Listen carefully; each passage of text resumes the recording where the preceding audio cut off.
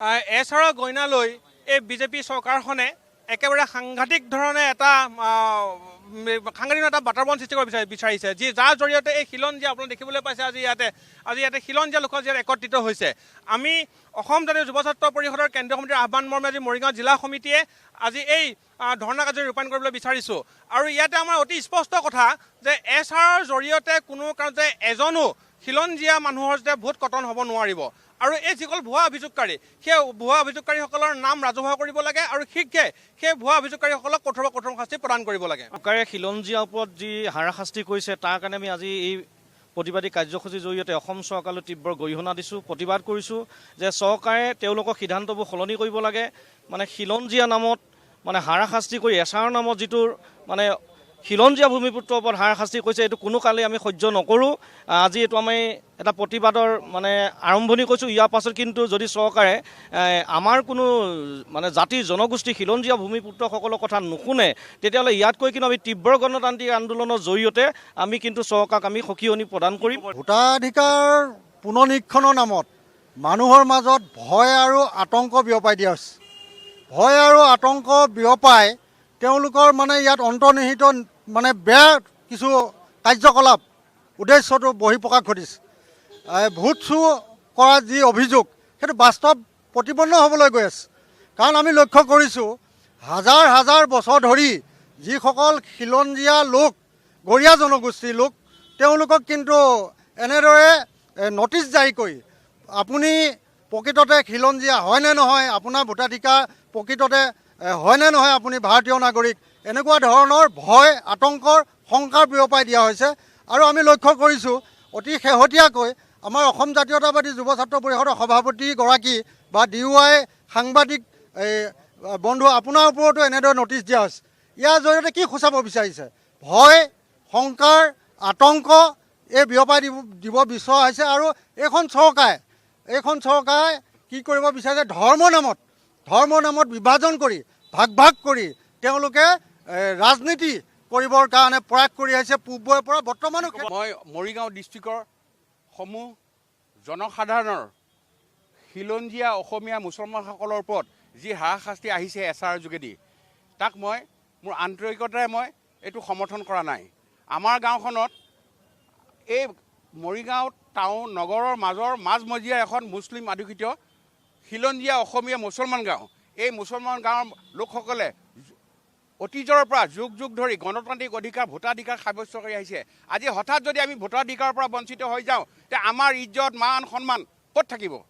গতিকে আমি অসমতে যদি আমি খিলঞ্জীয়া ভগনীয়া হৈ যাওঁ তেতিয়াহ'লে আমাৰ অস্তিত্ব যদি নাথাকে তে আমি জীয়াই থকাৰ পথ জানো আমাৰ অসমত আছে?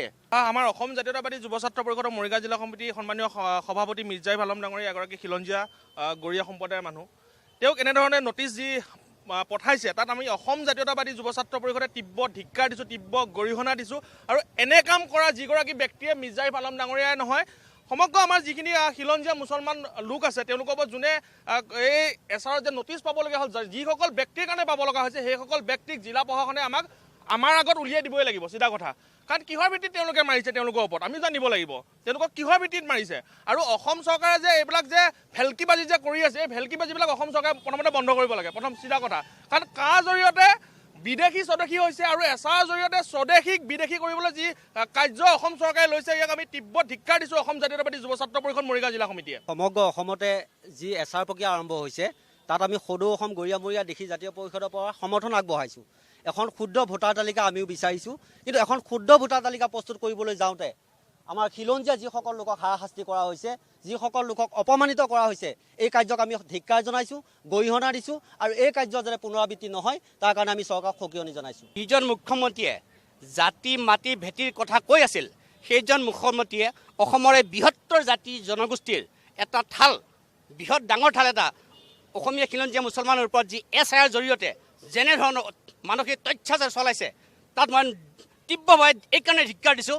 তেখেতক যোৱা সময়ছোৱাত মৰি মুছলমান গাঁৱতে মই ইতিমধ্যে কৈ গৈছোঁ যে তেখেতক মই প্ৰথম মালা পিন্ধাইছিলোঁ। আৰু সেইজন মুখ্যমন্ত্ৰীয়ে আমাৰ দৰে মানুহৰ ওপৰত যেতিয়া যোৱা টাইমত মই মাইনৰিটি ডেভেলপমেণ্ট বৰ্ডৰ এক্সিকিউটিভ মেম্বাৰ আছিলোঁ তৎসত্ত্বে মোৰ দৰে মানুহক যদি তেখেতসকলে চিনি নাপায় কাক চিনি পাব? ইয়াৰ পৰা বুজাই যে আমি এইটোকে বুজিব পাৰিছোঁ যে অসমৰ অসমীয়া খিলঞ্জীয়া থলুৱা মুছলমান যিমান আছে জাতি জনগোষ্ঠী আটাইখিনিকে অসমৰ পৰা বিতাড়িত কৰিব বিচাৰিছে নেকি? যদি ক'ত বিতাড়িত কৰিব তেখেতে, এইটো আমাৰ বিশেষকৈ চিন্তাৰ বিষয়। মুখ্যমন্ত্ৰীয়ে কৈছে মিয়ালৈহে দিছে। আপুনি মিয়া জনগোষ্ঠীৰ পূৰ্ববংগীয় মানুহ নেকি? এই তাকে ক'বলৈ বিচাৰিছোঁ, মুখ্যমন্ত্ৰী মহোদয়ে ভালদৰে বিশ্লেষণ কৰি চাওক আমি ক'ৰ মানুহ। মই জনাত মোৰ দেউতাই কৈ যোৱা মতে মই 18 পুৰুষ অসমৰ অসমীয়া। তৎসত্ত্বে যদি তেখেতে যদি সাহস আছে, তেখেতে যদি সঠিক পদক্ষেপ ল'ম বুলি ভাবিছে, তেতিয়াহ'লে মোৰ দৰে মানুহৰ লগত আহক, যোগাযোগ কৰক। মই তাৰ আটাইখিনি তথ্য মই দেখুৱাই দিব পাৰিম। মই প্ৰথমে ক'ব বিচাৰিম আমাৰ যি অসমৰ মাননীয় মুখ্যমন্ত্ৰী ডাঙৰীয়াক, আমাৰ যি যিটো টাৰ্ম আমাৰ আছিলে, টাৰ্মত আমাৰ প্ৰাক্তন যিজন আমাৰ ৱাৰ্ড মেম্বাৰ আছিলে মইমুল চুলতান, তেখেত কিন্তু বিজেপি হৈয়ে আমাৰ ৱাৰ্ডৰ পৰা জিকিছিলে, কিন্তু তেওঁৰ নামতো আমাৰ নটিচ আহিছে। আমাৰ সদৌ অসম গৰিয়ামৰীয়া দেখি জাতীয় পৰিষদ সদৌ সমিতিৰ মই সভাপতি হয়। আমি এই সংক্ৰান্তত আমি DC মেমকো লগ কৰিছোঁ আৰু আমি আমাৰ যি বিষয়ববী আছে সকলোৱে আমি লগ লাগি আছোঁ। কিন্তু আমাৰ দাবী এটাই যে ভুৱা অভিযোগৰ ভিত্তিত এজনো থলুৱা লোকৰ নাম যাতে আগন্তুক যি প্ৰকাশ পাবলৈ ভোটাৰ তালিকা তাৰ পৰা যাতে নাম কোনো কাৰণত কৰ্তন নহয় আৰু যাতে ভোটাধিকাৰ সাব্যস্ত কৰিব পাৰে তাৰ কাৰণে আমি দাবী জনাইছোঁ। দ্বিতীয়তে হৈছে ভুৱা যিবিলাক অভিযোগকাৰী, এই অভিযোগকাৰীসকলক কিন্তু নামবোৰ ৰাজহুৱা কৰিব লাগিব, ৰাজহুৱা কৰি আইন প্ৰণয়নৰ ব্যৱস্থা কৰিব লাগিব। আমাৰ তৃতীয় দাবী হৈছে আমাৰ যি ভুৱা অভিযোগকাৰীসকলে আমাৰ ওপৰত যি ভুৱা অভিযোগ দাখিল কৰি থলুৱা লোকসকলৰ ওপৰত যি হাৰাশাস্তি কৰিছে, ইয়াত আমাক আত্মসন্মানত লাগিছে। এই আত্মসন্মানৰ ওপৰত তেওঁলোকে চিন্তা চৰ্চা কৰি নীতিগত ব্যৱস্থা অতি সোনকালে গ্ৰহণ কৰে, অন্যথা আমি গৰিয়ামৰীয়া দেখি জাতীয় পৰিষদৰ প্ৰতিখন জিলা বা গাঁৱৰ পৰা আমি প্ৰায় 6-7 হাজাৰ ওপৰত আমি লগত লোক লৈ আমি সাংবিধানিকভাৱে যি গণতান্ত্ৰিক পদ্ধতিৰে আমি বৃহৎ আন্দোলন কৰিবলৈ আমি বাধ্য হ'ম।